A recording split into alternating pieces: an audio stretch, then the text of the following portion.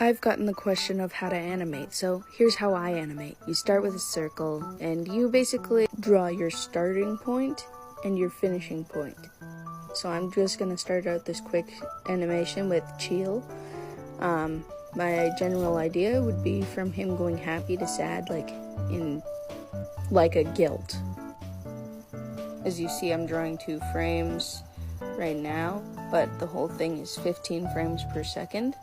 And you really want to focus on emotion when it comes to drawing Chill.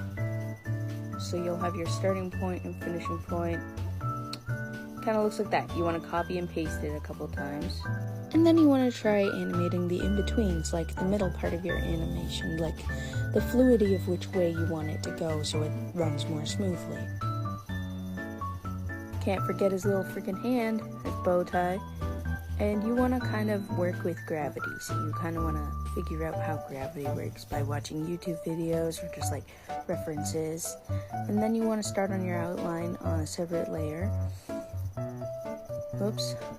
And lines don't have to be clean with animation. This is just a tutorial on how I animate. It doesn't have to be perfect.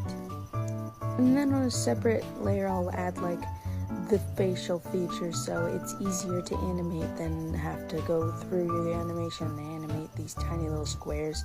I'll space it off so it kind of runs smoothly in between the frames, so it looks like he's going from happy to like really guilty or like ashamed.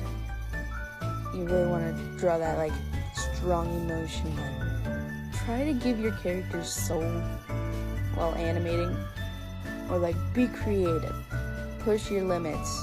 And I'm really trying to capture like the sadness within his body. And I'll even add like an extra layer up so it kind of like bounces a little bit. And I want to change his expression like very minimal so it runs a lot smoother across the page, making it look very high quality, like it took a lot longer than it actually was supposed to take. But this only took me about 18 minutes to do.